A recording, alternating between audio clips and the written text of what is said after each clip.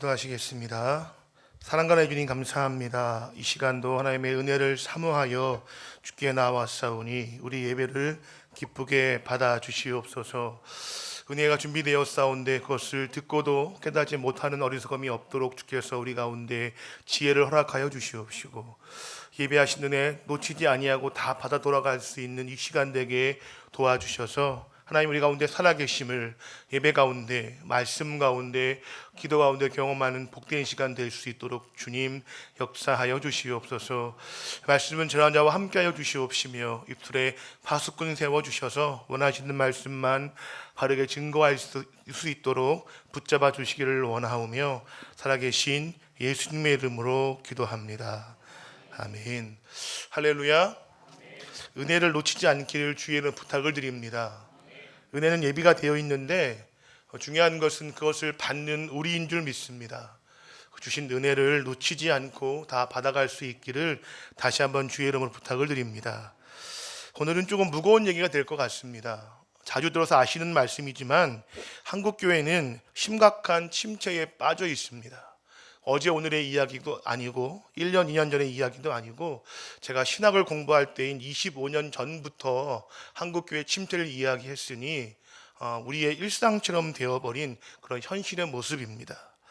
이 교회의 성장 둔화라는 이야기를 우리가 들은 지가 엊그제 같은데 이제는 교인 감소가 현실이 되었고 그것을 뛰어넘어서 지금은 한국교회의 위기라는 말을 우리가 인정할 수밖에 없는 그런 현실을 우리가 살고 있습니다.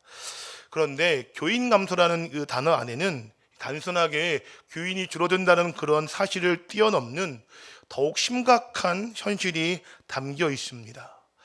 우선 20살 이하의 기독교인의 수가 급격히 줄어들었습니다.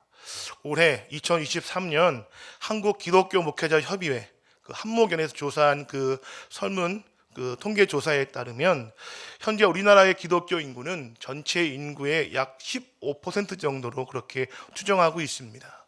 수를 따져보면 대략 770만 명쯤 된다고 합니다. 그런데 여기서 교회를 나오지 않고 예수를 믿는 소위 말하는 이 가나안 성도, 거꾸로 말해서 안 나가 성도죠. 교회를 나가지 않는 성도, 이 수가 230만 명이 된다고 합니다. 굉장한 수죠. 그 수를 빼고 실제로 교회에 출석하는 기독교인의 숫자가 560만 명이 조금 넘는다고 합니다. 그러니까 불과 제가 학생 때만 해도 1000만 기독교인이라 불렀거든요. 4천만 명 됐던 그때쯤에 지금 5천만 명이 넘는 이 한국 인구 중에 실제 매주일 교회를 나가는 사람의 수가 560만 명. 그러니까 10%가 조금 넘는 숫자라고 말하고 있는 것입니다. 1998년에는 전체 인구의 20.7%가 기독교 인구였고요. 그 인구가 20년이 조금 넘는 시간 동안에 10% 정도로 절반 이하가 줄어든 것입니다. 전체 기독교 인구의 숫자가 줄어든 것도 문제지만 이 교회에 출석하지 않는 기독교인의 숫자가 는다는 것이 더 큰 문제인 것입니다. 예수님을 믿기는 믿는데 교회에 나가지 않는 것입니다. 여러 가지 이유를 가지고 상처를 받았거나 시험에 빠졌거나 또는 여러 가지 현실에 실망해서 하나님의 살아계심을 인정하고 그분을 믿기는 하지만 내가 교회를 나가지는 않겠다라는 사람의 수가 점점 늘고 있는 것입니다.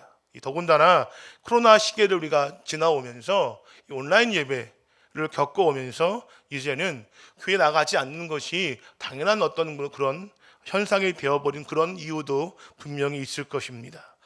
그런데 더 큰 문제는 무엇이냐면 이 통계에 따르면 20세 이하의 기독교 인구의 숫자입니다. 그러니까 전체 기독교 인구의 숫자 중에 20세 이하의 기독교 인구의 숫자는 전체의 10%가 채 되지 않는다고 합니다. 그러니까 가나안 교인까지 포함해서 대략 770만 명이라고 봤을 때에 77만 명이 되지 않는다고 합니다. 그러니까 20살 이하의 영아부부터 중고등부까지 봤을 때에 그 전체의 수가 80만 명이 되지 않는다고 합니다. 더 나아가서 10살 이하의 그 숫자는 5%, 즉 40만 명도 채 되지 않는다는 통계가 있습니다.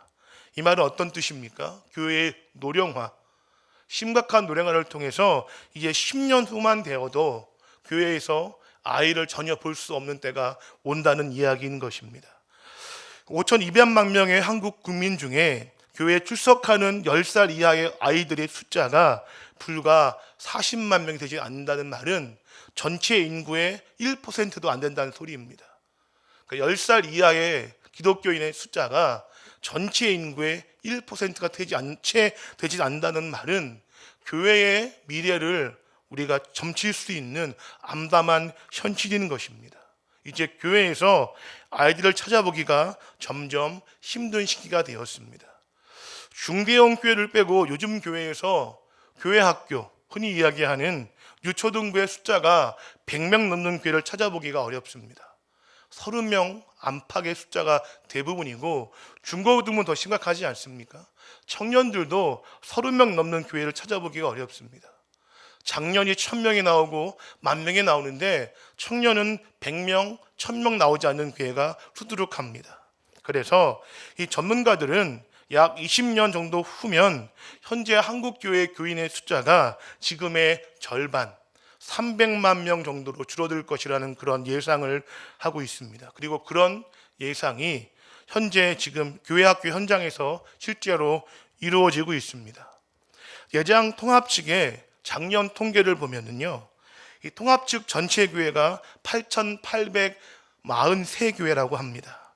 그러니까 8,843개의 교회 중에 중고등부가 없는 교회가 48%, 유초등부가 없는 교회가 45%, 유치부가 없는 교회가 51%, 영유아부가 없는 교회가 78%라는 통계가 있습니다. 그러니까 쉽게 말해서 두 교회 중에 한 교회는 교회 학교가 아예 없는 것입니다. 그나마 개신교 교단 중에서 기독교 교육에 가장 많은 투자를 하고 있고 체계적으로 그렇게 잘 갖춰 놓았다고 평가를 받는 이 통합교단이 이 정도라면 다른 교단들은 더 알아볼 필요조차 없는 것이 이 현실의 비참함인 것입니다. 아예 교육부서가 없는 교회도 우리가 쉽게 찾아볼 수가 있습니다. 이런 현실 속에서 더욱 심각한 문제는 무엇이냐면 예배 출석률이 점점 떨어지고 있다는 것입니다. 코로나 전인 2018년 한목협의 그 통계에 따르면 한국교회 교인들의 주일 예배 출석률은 76.7%였습니다. 그러니까 1년 중 10번 중에 3번 정도는 교회를 나가지 않는다는 것이었습니다. 그런데 2004년의 통계를 따르면 이때의 주일 출석률은 무려 88.4%였습니다. 제가 학생 때는 거의 90%를 넘어서서 100% 가까이 육박했던 적도 있지 않았습니까? 왜냐하면 한국교회는 주일 성수에 목숨을 걸었었으니까요. 그런데 그런 이 주일 통계의 숫자가 점점점 감소하면서 더군다나 2019년에 코로나 팬데믹을 거치면서 출석률이 40%를 밑돌기 시작했습니다. 그리고 작년부터 조금씩 회복되어서 지난달 통계에 따르면 한국교회 주일 예배 출석률이 68%라고 합니다. 그 정도까지 회복은 되었다고 하는데 이 숫자 역시 심각하기는 마찬가지입니다. 제가 쉽게 설명해 드려 볼게요. 70%의 출석이 어떤 정도냐면 1년 52번의 주일 예배 중에 최소한 17번을 결석한다는 소리입니다. 그러니까 52번 중에 17번을 나오지 않는다는 소리입니다. 이 말은 1년에 넉 달 이상을 3주에 한 번 이상을 결석한다는 소리입니다. 이 교인들이 돌아가면서 결석을 하니까 이 출석률이 많이 떨어진 것처럼 보이지는 않지만 실제로 출석을 한번 잘 따져보면 그 전체 출석률이 1년에 17번 정도를 빠진다는 소리입니다. 결혼식 때문에 몸이 아파서 피곤해서 휴가 때 이런저런 이유로 17번을 빠지는데 더 심각한 것은 그것을 문제라고 여기지 않는 것입니다. 주일 예배를 빠지면서 이러이러한 이유로는 합당하니까 그것이 더 이상 우리의 신앙생활에 올무가 되지 않게 되었습니다. 불과 20년 전만 하더라도 30년 전만 하더라도 한국교회는 주일 성수에 목숨을 걸었습니다. 주일 예배를 빠지는 것은 주님 앞에 범죄하는 것이었고 그것은 신앙생활을 지켜내지 못하는 모습이었기 때문에 대부분의 한국교회는 주일날도 새벽 기도부터 시작해서 저녁 예배까지 예배를 다 드렸습니다. 지금 뭐 여기 계신 분들 다 경험해 보셨지만 주일날 새벽부터 밤늦게까지 교회에서 예배하고 봉사하고 친구했던 기억이 있지 않으십니까? 언제부턴가 저녁 예배가 사라지고 오후 예배로 대체되기 시작했고 여러 가지 이유들로 이제 주일 예배가 점점점 가벼워지면서 이제는 교회에서 예배를 지키는, 주일을 지키는 사람의 수를 찾아보기가 어려운 것이 지금 우리의 현실이 되고 마는 것입니다. 이렇게 가다가는 전체 이 교인의 수가 점점점 줄어드는 것이 느려 보이겠지만 어느 순간 실제로 예배당은 빠르게 비어질 것입니다. 지금도 교회는 큰데, 건물은 큰데 그 안에 교인을 찾아보기 어려운 교회가 얼마나 많이 있습니까? 반주자가 없어서 반주자를 구하지 못하는, 반주자 없이 드리는 예배도 얼마나 많이 있는 줄 모르고, 봉사자가 없어서 그렇게 교회의 예배들이 그렇게 구멍이 나는 그런 현실이 너무나 지금 우리의 모습인 것을 부인할 수 없을 것입니다. 정리해보면 결국 연령이 낮아질수록 교회에 나오는 이 인구의 수가 줄어들고 있다는 사실이고, 또 교회에 출석하는 교인이지만 예배에 빠지는 횟수가 점점점 많아지고 있는 것이 현재 한국교회의 상황이고 현실인 것입니다.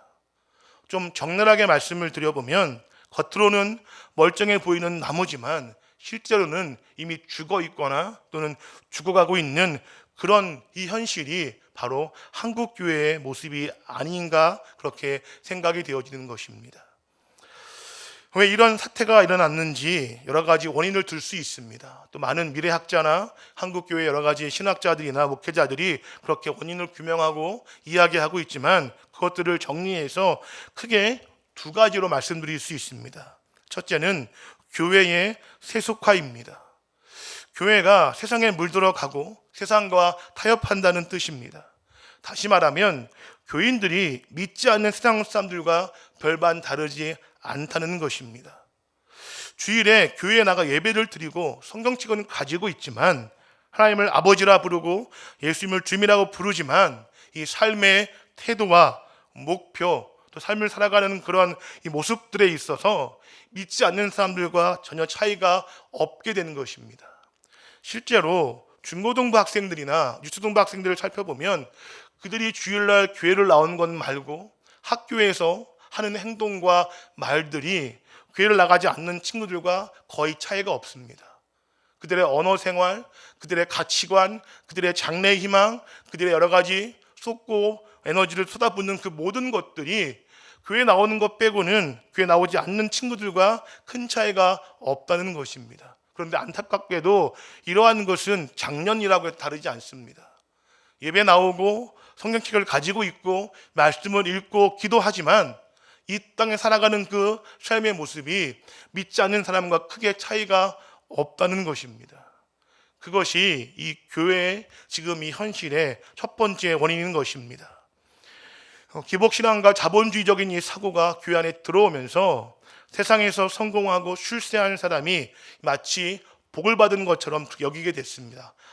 한참 된 이야기고 꽤 된 이야기지요. 근데 그 복은 사실입니다. 창세기를 보면 27장에서 하나님께서는 이삭의 축복을 통해서 하나님의 백성들에게 이 땅에 기름진 복을 약속해 주셨습니다. 예수님을 믿고 하나님을 따라 잘 산다면 이 땅에서 기름진 복을 받을 것이라고 약속하시는 것입니다. 그런데 여기서 중요한 것이 있습니다. 그것이 무엇이냐면 그 복이 최고의 복이 아니라는 것입니다. 그 복이 전부가 아니라는 것입니다. 성도에게는 땅의 복만을 주신 것이 절대 아니기 때문입니다. 우리 함께 에베소서 1장 6절과 7절 말씀을 같이 읽겠습니다. 시작.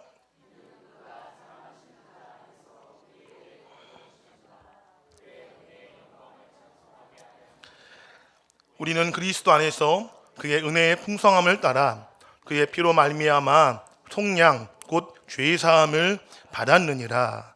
아멘. 하나님께서 예수님을 믿는 성도에게 하늘에 속한 신령한 복을 주셨다라고 말씀하고 계십니다. 이어서 7절에서는 그 은혜의 풍성함을 따라 예수님의 피로 죄 사함을 받았다고 선포하면서 성도의 삶을 12절에서 이렇게 말씀하고 있습니다. 함께 12절 말씀을 읽겠습니다. 시작.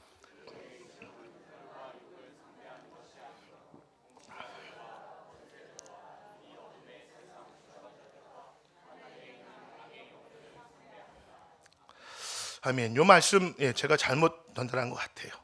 자, 다음 말씀을 보면 이렇게 말씀되어 있습니다. 이는 우리가 그리스도 안에서 전부터 바라던 그의 영광의 찬송이 되게 하려 하심이라 라고 말씀하고 있습니다. 정리해 보면 신령한 복을 주셨고 그것이 예수님의 그 속죄를 통해 우리에게 허락해 주셨는데, 그 복을 받은 성도의 삶을 사도 바울은 뭐라고 말씀하고 있냐면, 우리가 그리스도 안에서 전부터 바라던 하나님의 영광과 찬송이 되게 함이라고 말씀하고 있는 것입니다. 쉽게 말하면 하나님께서 그 예수님의 십자가를 통해서 구원받은 성도의 그 거룩한 삶을 통해서 그 삶이 하나님께 영광이 되게 하고 찬송이 되게 하시는 복을 주셨다라고 말씀하시는 것입니다. 이것이 우리가 받은 최고의 복인 것을 기억하시기 바랍니다. 물론 이 땅을 살아가면서 주시는 물질의 복이 있습니다. 풍요의 복이 있습니다. 하지만 그것이 최고이고 전부가 아니라 궁극적인 복은 그 십자가의 은혜와 구원을 통해서 우리가 예수님을 잘 믿고 하나님을 바르게 섬김으로 우리의 삶 자체가 하나님께 영광이 되는 것, 우리의 삶 자체가 하나님께 찬송이 되는 것이 진짜 우리가 받는 복이라고 말씀하고 있는 것입니다. 그러므로 성도는 서로 사랑하기를 힘쓰고 기도와 감사를 그치지 말고 이 부르심의 소망을 바라보고 하나님께서 우리에게 허락하신 그 성도의 기업의 영광이 얼마나 풍성한지를 잊지 말아서 우리에게 베푸신 그 능력을 의지하여서 바르게 살아가는 것입니다. 그것이 사도 바울이 말씀하고 있는 성도의 삶이고 성도가 받은 복인 것을 기억하시기 바랍니다. 이것이 우리의 삶이 하나님께 영광과 찬송이 되는 것이 성도에게 주신 최고의 복인 것을 기억하셔서 이 복을 우리 삶의 최고의 가치로 여기고 그 복을 추구하며 살아가시기를 주님의 이름으로 축복합니다. 이 말씀은 한마디로 세상과 다르게 살라는 말인 것입니다. 세상과 똑같은 삶을 통해서는 하나님께 영광이 될 수 없고 내 삶이 찬송이 될 수 없다는 것입니다.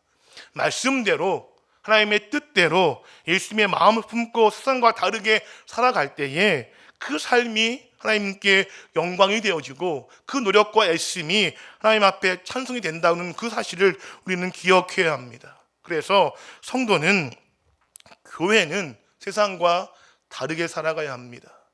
손해보더라도 핍박을 받더라도 어리석어 보인다 할지라도 세상과 다르게 살아갈 때에 하나님께서 그 삶을 인정해 주시고 칭찬하시며 우리에게 참된 복을 베풀어 주시는 것입니다. 또 그것이 성도의 능력이 되는 것을 기억하셔서 다른 삶, 바른 믿음의 삶을 살아내시기를 주님의 이름으로 축복합니다. 한국교회의 그 위기에 빠진 두 번째 원인은 믿음과 행함이 일치하지 않는 삶, 바로 그것이기 때문입니다. 소위 개독교라는 그 민망한 표현을 우리가 많이 듣지 않습니까? 개독교 무슨 뜻입니까? 죄송한 말씀이지만 개 같은 기독교라는 뜻 아닙니까? 이제는 기독교를 기독교라 부르는 사람보다 개독교라 부르는 사람이 더 많은 것이 현실 같습니다. 그런 사람들은 한결같이 이 기독교인들의 온전치 않은 삶을 비난합니다. 교회를 다니는 사람들이, 예수님을 믿는다는 사람들이 이 성경의 가르침과 예수님의 그 사랑을 실제 행동으로 보여주지 않는 것을 비판하고 있는 것입니다. 실제로 교회를 미워하고 비난하는 사람들 중에 하나님을 미워하거나 예수님의 가르침을 부정하는 사람은 거의 없습니다. 하나님의 그 사랑하심은 인정하고 예수님의 가르침과 그 삶은 다 인정하는데, 무엇이 문제냐면 그런 하나님을 믿는다고 하는, 그런 예수님을 주인이라고 고백하는 그런 기독교인의 삶이 하나님을 닮지 않은 것을 비판하는 것이고 예수님 같지 않은 것을 그렇게 욕하고 있는 것입니다. 소위 사랑의 종교라고 불리는 기독교 그 교회 안에서 사랑의 모습을 찾아볼 수는 없는 것을 그들은 비난하고 있습니다. 또 정의와 공의를 외치면서도 실상 교회 내에 수많은 비리와 불법들이 난무하는 것을 그들은 욕하고 있는 것입니다. 또 누구보다도 도덕적으로 깨끗해야 할 그 목회자들과 기독교인들이 타락한 그 모습을 통해서 그들은 교회를 손가락질하고 기독교인들을 욕하고 있는 것입니다. 결국 현재 한국 교회의 위기는 죄송한 말씀이지만 바로 교회와 성도들이 자초한 것이라고 볼 수 있습니다. 다른 누구의 탓도 아니고 성도가 교회가 바르게 믿지 못했기 때문에, 바르게 살지 못했기 때문에 지금 이런 현실에 처한 것이고, 그런 현실을 누차 경고해 왔음에도 불구하고 교회의 위기다, 교인의 감소다라는 말들을 지난 5년간, 10년간, 15년간, 20년간 들어왔음에도 불구하고 거기에 바르게 반응하지 않고 바르게 자신 삶을 돌아보아서 회개하지 않은 우리의 잘못인 것을 우리는 인정해야 합니다. 그럴 때 새로 시작할 수 있는 것입니다. 잘못을 인정하고 주님께 돌아갈 때에 그때 새로운 시작이 비로소 가능하다는 사실을 기억하시기를 주의 이름으로 부탁을 드립니다. 우리의 삶의 결과로 만든 위기이기 때문에 역시 우리의 삶으로 그 위기를 우리가 헤쳐나가야 할 줄 믿습니다. 그것은 딱 한 가지입니다. 회개하고 돌이켜서 하나님께 나아가는 것입니다. 내 뜻을 꺾고 내 생각을 꺾고 내 가치관을 꺾고 하나님의 말씀대로 하나님께 돌이켜 나아갈 때에 힘들고 어렵고 괴롭지만 철저하게 원칙적으로 보수적으로 하나님께 돌아설 때에 그때의 개혁이, 그때의 신앙의 회복이, 그때의 은혜가 가능하다는 사실을 기억하시기 바랍니다. 장로교는 개혁주의 신앙을 가지고 있습니다. 리폼드라는 그 뜻을 가지고 있죠. 무슨 뜻입니까? 새롭게 개혁되는 것입니다. 개혁주의는 모든 것이 날마다 새롭게 개혁되어져야 한다고 그렇게 개혁주의자들은 이야기하고 있습니다. 한 번은 변한 것으로 끝나는 것이 아니라 날마다 말씀으로 돌아가는 개혁이 있어야 한다. 그것이 개혁주의라고 우리는 배웠고 그렇게 가르쳐 왔습니다. 그러면 오늘 우리도 우리의 삶을 날마다 주님 앞에 비추어 봐서 날마다 주께로 돌아가는 개혁이 있을 때 그때 우리의 현실을 우리가 바꿀 수 있다는 사실을 기억하셔서 하나님께 돌아가는 믿음의 순수성과 그 신앙의 거룩함을 회복하시기를 다시 한번 주님의 이름으로 축복합니다. 오늘은 말씀을 통해서 위기의 원인을 깨닫고 그 방법도 우리가 함께 살펴보므로 그 은혜의 시작을 함께 누릴 수 있기를 주님의 이름으로 부탁을 드립니다. 하나님께서는 애굽왕 바로의 그 압제와 고난 속에서 이 부르짖는 이스라엘의 눈물을 보셨습니다. 그리고 그들을 들으셨다고 말씀하시면서 그들을 구원해 주셨습니다. 그리고 이제 아브라함과 약속하신 그 가나안 땅으로 이스라엘을 인도하셨습니다. 하지만 아시는 것처럼 이 광야에 나온 이스라엘은 은혜의 땅에 들어갈 준비가 되어 있지 않았습니다. 이스라엘은 하나님만을 섬기며 하나님께만 순종할 준비가 되어 있지 않았던 것입니다. 그래서 그들은 안타깝게도 이 불평과 불만과 불순종이 그들의 삶의 기본적인 태도였습니다. 출애굽기와 레위기는 제외하고 출애굽기와 신명기를 보면, 민수기를 보면 이스라엘 백성들은 툭하면 불평하고 작은 일에도 하나님께 불만을 터뜨렸습니다. 하나님 주신 그 은혜조차도 나중에 시간이 지나면 은혜로 여겨지지 않았던 것입니다. 하나님 말씀을 순종하지 않고 자기 생각대로 주장하며 살아가는 모습이 이스라엘의 그런 기본적인 삶의 모습이었습니다. 결국 하나님께서는 그 불평과 불만과 이 불순종만 쏟아내는 이스라엘 백성들을 이 광야에서 삶을 다 마치게 하시고 이 다음 세대의 이스라엘 백성들을 훈련시키셔서 가나안 땅에 들어가도록 계획하셨습니다. 레위기는 이 광야에서 죽은 이스라엘의 그 다음 세대를 하나님의 거룩한 그 백성으로 훈련시키는 과정을 잘 보여주고 있습니다. 애굽에서 이스라엘 백성들은 하나님과 친밀한 관계를 맺지 못했습니다. 그래서 하나님께서는 제사, 곧 예배라는 방법을 통해서 이스라엘의 하나님과의 그 친밀한 관계를 맺도록 훈련시켜 오셨습니다. 레위기에 기록되어 있는 다양한 제사 제도는 한마디로 말해서 하나님과 만나는 방식을 규정한 것이라고 우리가 볼 수 있습니다. 하나님께서는 하나님의 백성들이 항상 주님께 가까이 나오기를 원하십니다. 죄를 지었을 때에도 하나님께 나오기를 원하십니다. 내가 잘 살 때에도 평안할 때에도 하나님께 나오기를 원하십니다. 또 인생에서 중요한 것을 결정할 때도 주님께 묻기를 원하십니다. 심지어 아무 일이 없을 때에도 늘 주님과 만나 교제하기를 기대하시는 분이 바로 우리 하나님이십니다. 이것이 레위기의 전반부에 기록된 이 제사제도의 목적인 것입니다. 어떤 때든지 하나님과의 그 친밀한 교제를 놓치지 말아라. 어떠한 상황이든지 하나님께 나오는 열심을 잃어버리지 말고 하나님과의 친밀한 관계를 쌓아가라. 이것이 제사를 주신 목적이라 볼 수 있는 것입니다. 레위기 9를 보면 하나님의 마음을 잘 우리가 이해할 수 있는데, 그것은 무엇이냐면 하나님과의 친밀한 관계는 사람과의 관계를 통해서 확대되어지고 적용된다는 사실입니다. 하나님께서는 우리가 하나님과 친밀하고 바른 관계를 맺기를 요구하고 계십니다. 그리고 더 나아가서 우리가 다른 사람들과도 바르고 온전한 관계를 맺기를 강력하게 원하고 계십니다. 하나님과의 관계뿐만이 아니라 다른 사람과의 관계도 거룩하게 맺어갈 것을 말씀하시는 것입니다. 예수님께서는 마태복음 22장에서 온 율법과 선지자의 강령에 대해서 말씀하시면서 모든 율법을 딱 한 가지로 정리해 주셨습니다. 우리 함께 마태복음 22장 37절부터 40절 말씀을 읽겠습니다. 시작.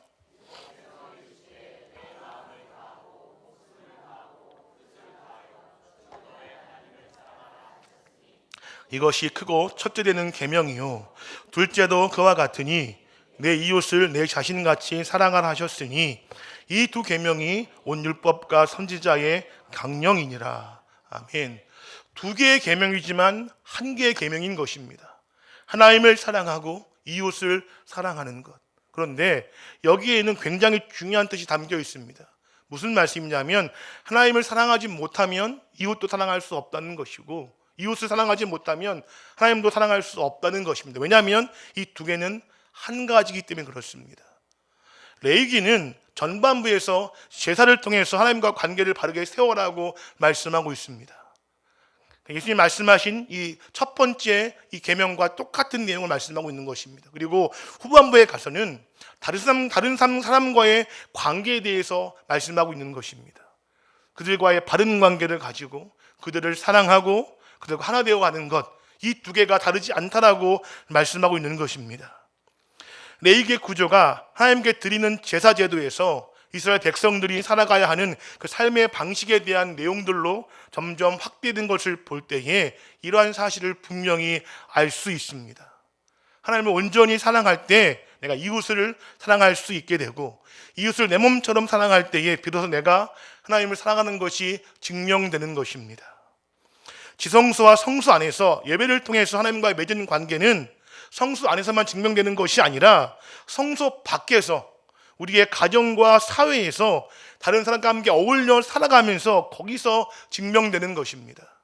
그러니까 우리의 신앙은 성소 안에서만 신앙이 아니라 성소 밖에서의 신앙을 통해서 성소 안의 믿음이 증명되는 것입니다. 이것이 바로 하나님의 뜻임을 우리는 잊지 말아야 합니다. 이웃과의 관계와 사랑과 삶은 우리가 다 나몰라라 내버려 두고 하나님만을 붙잡고 살아간다면 그것은 온전한 신앙이 결코 아닌 것입니다. 신약 성경에서는 많은 부분에서 하나님을 사랑한다 이야기하면서 다른 사람을 사랑하지 않는 것은 그것은 불가능한 것이라고 여러 군데에서 말씀하고 있습니다.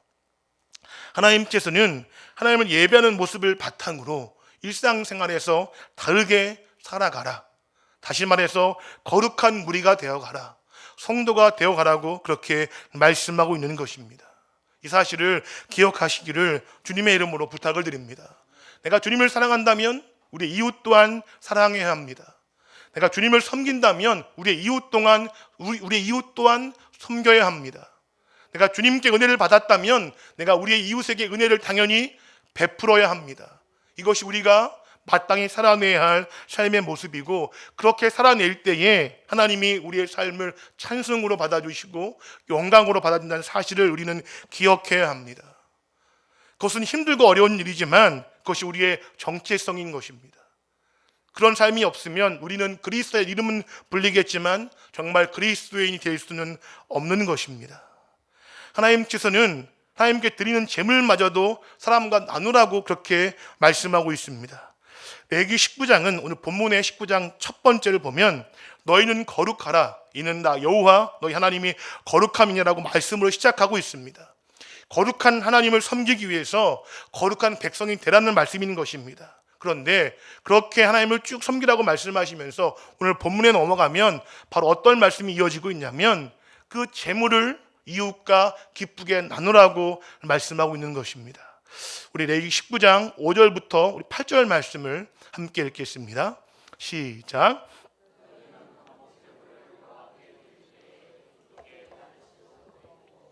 그 재물은 드리는 날과 이튿날에 먹고 셋째 날까지 남았거든 불사르라.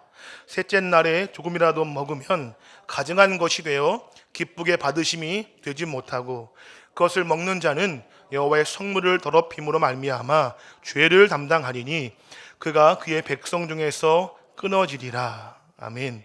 하나님께서 화목제물, 하나님과 우리가 화목되어지는 그 제사에 대해서 설명하시면서 뭐라고 말씀하시냐면 하나님께서 기쁘게 받으시도록 드리라고 말씀하고 있습니다. 우리가 하나님께 예배할 때에 하나님 기쁘게 받으시도록 드려야 한다는 것입니다. 구별되어져서 영과 진리로 아벨하나님께 예배할 때에 그가 준비하고 마음을 다 예배했던 것처럼 그렇게 하나님이 받으시는 예배가 되도록 그렇게 힘을 다하라고 말씀하십니다. 그리고 그 다음에 이어지는 문장에 우리는 여기 문장에 주목해야 합니다. 우리 함께 19장 9절 말씀을 읽겠습니다. 너희가 너희의 땅에서 곡식을 거둘 때에 너는 밭 모퉁이까지 다 거두지 말고 내 떨어진 이삭도 줍지 말며. 앞에서는 화목제물, 예배에 대해서 말씀하시면서 이상하게도 이어지는 그 다음 말씀은 곡식에 대한 말씀을 하고 있습니다. 누구를 위한 말씀인 것입니까? 가난한 자들, 우리 옆에 수혜받는 자들, 우리의 도움이 필요한 사람들의 그들을 거론하면서 이 제물의 이야기가 확대되고 있는 것입니다. 너희 땅에 곡식을 거둘 때에 밭 모퉁이까지 다 거두지 말고 남겨두고 떨어진 이삭도 줍지 말라고 말씀하십니다. 그것이 성도가 살아가야 할 삶이라고 말씀하시는 것입니다. 하나님께 예배한 사람이 살아가야 할 삶, 하나님께 힘을 다해서 받으실 만한 제사를 드린 성도가 살아가야 할 삶의 모습이 너희의 것을 다른 사람과 진심으로 나눌 수 있어야 한다는 것으로 그렇게 이야기가 이어지고 있는 것입니다. 하나님께서는 하나님께 합당한 백성, 모든 거짓 우상들 속에서 하나님만을 영광되고 존귀하게 여기며 섬기는 백성들이 살아갈 할 삶의 모습이 자기를 위한 삶이 아니라 우리를 위한 삶이 되어야 한다고 말씀하고 있는 것입니다. 하나님께 드리는 예배나 바치는 제물도 물론 중요하지만 하나님의 백성이 함께 살아가는 이 세상살이도 동일하게 중요하다고 말씀하고 있는 것입니다. 하나님의 자녀답게 거룩한 백성답게 살지 않으면서 거룩한 하나님 앞에 예배드리고 예물을 바치는 것을 하나님께서는 기뻐하지 않으신다고 말씀하시는 것입니다. 거룩한 백성으로 살아가는 것, 하나님이 기뻐하시는 화목제물의 삶을 사는 것은 그 출발점이 거룩, 구별, 거기서 시작된 나눔에 있다고 오늘 본문에서는 말씀하고 있는 것입니다. 하나님을 사랑하고 이웃을 사랑하는 것, 그것이 오늘 레위기가 말씀하고 있는 성도의 삶의 모습인 것을 기억하시기를 주님의 이름으로 부탁을 드립니다. 우리는 혼자 사는 것이 아니라 함께 살아가는 것입니다. 그리고 우리의 삶을 나누며 살아가는 것입니다. 요즘은 그렇게 부르지 않죠. 저 어릴 때만 하다가 교회를 가면 형제 자매라 불렀습니다. 기억하세요? 제가 고등학교 때 중학교 3학년 때 교회를 처음 갔는데 학생회 예배 때 저를 형제라고 소개를 하더라고요. 이게 뭔 소리야? 난 너희를 처음 보는데 나를 형제라고 부르더라고요. 봤더니 교회는 남이 아니라는 말씀 아닙니까? 그리스도 안에서 한 형제와 한 자매 되었기 때문에 이제 예수님을 주로 고백한 너는 나와 남이 아니라 가족이라는 그런 뜻 아니겠습니까? 그런 가족끼리 나오지 못할 것이 무엇이 있습니까? 교회는, 성도는 그 나눔의 정신을 가지고 살아가야 하는데, 첫째로 그 나눔은 우리가 받는 사람을 생각하는 그런 배려가 필요합니다. 교회 강자를 볼 것이 아니라 교회의 약자를 바라보시기 바랍니다. 그리고 내 편의에 따라서 그를 돕거나 그에게 뭔가를 배려하는 것이 아니라 그 사람의 입장에 서서 그 사람의 그 자리에까지 내려가서 그 사람을 바라보며 그 사람을 도와줄 때에 그것이 진정한 나눔인 것입니다. 오늘 본문을 보면 하나님께서 그 밭에 그 모퉁이를 남겨두고 그 이삭을 줍지 말고 포도의 그 과실도 따지 말라고 말씀하시면서 그것의 범위를 정해주지 않으셨습니다. 자율적으로 그 밭에 내 밭이지만 저 사람이 와서 주울 때 눈치 보지 말고 저렇게 줘도 되나? 안 되나? 이런 어떤 그런 불안함 갖지 않고 자연스럽게 들어와서 얼마든지 편하게 주워 가도록 그렇게 하라고 말씀하시는 것입니다. 그것이 바로 예수님 말씀하신 이웃사랑인 것입니다. 티내지 않고 과시하지 않고 그 사람 입장에 서서 그 사람을 사랑해 주는 것. 저렇게 하는 데는 저런 이유가 있겠지. 저러는 데는 나름의 아픔이 있겠지.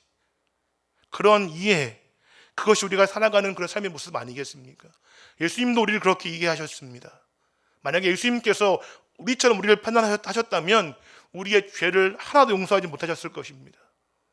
우리의 그 행동, 우리의 말, 우리의 삶의 모습을 우리처럼 예수님이 우리를 판단하셨다면 결코 우리는 용서받지 못했을 것입니다. 하지만 예수님은 우리를 하나님의 입장이 아니라 그 인간의 입장으로 이해하셨고 완벽한 사랑으로 우리를 용서하지 않으셨습니까? 그것이 성도가 베풀어야 할 그 삶의 모습과 사랑인 것을 기억하셔서 그런 나눔의 삶을 살아내시기를 주님의 이름으로 부탁을 드립니다. 그 나눔은 두 번째로 우리의 인생 그 자체가 되어져야 합니다. 많은 기독교인들이 나누는 일에 힘을 쓰고 있습니다. 여러 가지 구제에도 애를 쓰고 있고 여러 단체의 기부도 많이 하고 있습니다. 하지만 곰곰이 생각해 보면 그 나눔이 그 삶의 중심인 사람은 거의 찾아보기 어렵습니다. 무슨 말이냐면 하나님 믿는 우리의 인생의 목표를 나눔으로 정해서 나눔으로 나는 남을 위해 살겠어 라고 이야기하는 사람은 보기 어렵다는 것입니다. 내가 공부하는 이유가 공부해서 남 주기 위해서야, 이런 사람은 보기 어렵다는 것입니다. 열심히 애쓰고 수고에 성공하는 모든 목표의 그 중심이 내가 아닌 다른 사람이 있는 다른 사람을 위한 것은 그런 삶을 찾아보기가 어렵다는 것입니다. 결국은 먼저 나를 위하고 남은 죄송하지만 그 찌끄레기로 다른 사람을 도와주는 것에 만족하는 나눔은 진짜 나눔이 아니라고 성경은 말씀하고 있는 것입니다. 나눔 그 자체가 삶의 목표가 될 수 있어야 한다고 성경은 말씀하고 있는 것입니다. 티내지 않고 내가 돈을 버는 이유도, 공부를 하는 이유도, 기술을 배우는 이유도, 내가 오래 살려고 운동하고 애쓰는 이유도, 내가 노후를 준비하는 이유도 그 모든 이유 속에 남아있는 것이 아니라 우리가 함께 있을 때에 그 삶의 의미가 있고 그 삶의 은혜와 복이 부어진다는 사실을 여러분 기억하시기 바랍니다. 그래서 나눔을 행사가 아니라 어떤 그런 나의 우월감을 보여주는 것이 아니라 의무감이 아니라 나눔을 내 삶으로, 내 인생으로 베풀어 살아갈 때에 하나님께서 그 성도를 기뻐하실 것이고 세상이 그러한 성도를 인정할 줄 믿습니다. 나를 위한 삶이 아니라 남을 위한 삶, 우리 주님께서 그렇게 하셨던 것처럼 그 주를 믿는 우리가 나를 위한 삶이 아니라 남을 위한 삶을 끝까지 살아낼 때에 그러한 성도가 양문교회 1명, 10명, 100명이 넘어갈 때에 하나님께서 그 성도와 교회를 기뻐하실 것이고 세상의 양문교회를 인정하고 칭송할 것입니다. 그것이 성도의 삶이고 그것이 교회의 의무인 것을 여러분 기억하시기 바랍니다. 그것은 한마디로 레기 19장에 내가 거룩하니 너희도 거룩하라는 말씀의 뜻과 동일한 것입니다. 하나님이 거룩하셔서 우리를 사랑하시는 것처럼 너희도 하나님을 닮아 거룩한 삶을 통해서 다른 사람을 사랑하는 그 삶까지 가라는 그 요구, 바로 그것인 것입니다. 그것이 성도의 삶의 모습인 것입니다. 잘 아시는 이야기로 설교를 마치겠습니다. 알렉산더 대왕이 이제 군대를 이끌고 전쟁을 하던 그런 때였습니다. 어느 날 전투를 마치고 쉬고 있는데 한 병사가 이 알렉산더 대왕 앞으로 끌려왔습니다. 그 병사를 잡아온 이 장수는 이 알렉산더 대왕에게 이렇게 말했습니다. 폐하, 이 병사는 전투 중에 비겁하게 도망치다가 잡혀왔습니다. 당시의 군령은 전투 중에 도망치는 병사는 무조건 사형에 처했었습니다. 그런데 그 왕의 눈에 그 병사가 너무나 가엾고 애처롭게 보였습니다. 그래서 불쌍한 마음이 든 알렉산더 대왕은 이 절망한 채 고개를 숙이고 있는 병사에게 부드러운 표정으로 물었습니다. 내 이름이 무엇이냐? 그러자 병사가 대답했습니다. 예, 알렉산더입니다. 공교롭게도 이름이 같은 것이었습니다. 그 말을 들은 이 왕의 얼굴이 차갑게 굳었습니다. 그리고 엄한 음성으로 이렇게 다시 물었습니다. 내 이름이 무엇이냐? 예, 제 이름은 알렉산더입니다. 다시 이름을 확인한 이 알렉산더 대왕은 이제 병사의 얼굴을 한 손으로 받쳐 들고는 단호하게 이야기했습니다. 내 이름을 바꾸든지 아니면 내 행동을 바꿔라. 무슨 말씀입니까? 이름에는 값이 있습니다. 우리는 부모님이 지어주신 이름을 다 가지고 있습니다. 그 이름엔 다 뜻이 있고 부모의 바람이 담겨 있을 것입니다. 그런데 우리는 그 이름 외에 한 가지 다른 이름 또한 가지고 있습니다. 그것은 무엇이냐면 그리스도인이라는 이름입니다. 주님이 붙여주신 이름, 세상에 우리를 부르는 이름인 것입니다. 우리가 가진 그리스도의 이름을 바꾸시겠습니까? 아니면 이름에 맞는 삶을 살아내시겠습니까? 이것은 우리의 정체성에 해당되는 것입니다. 우리는 이름을 바꿀 수 없습니다. 결코 그럴 수 없을 것입니다. 우리는 이름에 합당한 삶을 살아갈 수밖에 없는 것입니다. 그럴 때에 그 이름값을 했을 때에 하나님께서 기뻐하시고 우리의 삶을 영광으로 받으시며 찬송으로 받아주시고 교회가 부흥할 것이고 세상의 지탄을 받는 것이 아니라 초대교회가 그랬던 것처럼 세상의 칭송과 칭찬과 인정을 받게 될 것입니다. 그것은 우리의 삶에 달려있는 것입니다. 우리의 이름을 바꿀 것인지 우리의 삶을 바꿀 것인지 주님 앞에 겸허하고 진지하게 돌아보셔서 그 이름의 가치, 이름값대로 살아가는 우리 모두가 되시기를 주님의 이름으로 축복합니다. 기도하시겠습니다. 하나님 감사합니다. 우리에게 그리스도인이란 거룩한 이름을 주신 것에 감사를 드립니다. 그리스도께 속해 있는 자, 주님의 거룩한 그 뜻을 우리가 부끄럽지 않는 그런 삶을 살아갈 수 있도록 이 시간 우리가 각오하고 결단하게 도와주시옵시며 우리 삶을 말씀에 비추어서 다시 한번 거룩하게 살아내게 도와주셔서 이 마지막 때에, 이 위기의 때에 인자가 마지막 때에 세상의 믿음을 보겠느냐는 그 주님의 질문 앞에 주님, 내가 여기 있습니다. 우리가 여기 있습니다. 주님, 산 믿음이 여기 있습니다라는 고백을 당당히 함으로 이 위기의 때에 하나님의 은혜를 누리며 진정한 복을 나누며 세상 가운데 예수 그리스도의 그 복음의 기치를 높이 들어서 많은 사람들을 하나님께로 인도하는 그런 복된 믿음의 삶을 이름값을 해내는 우리 모두가 될 수 있도록 주님 역사하여 주시옵소서. 감사를 드리며 살아계신 예수님의 이름으로 기도합니다. 아멘.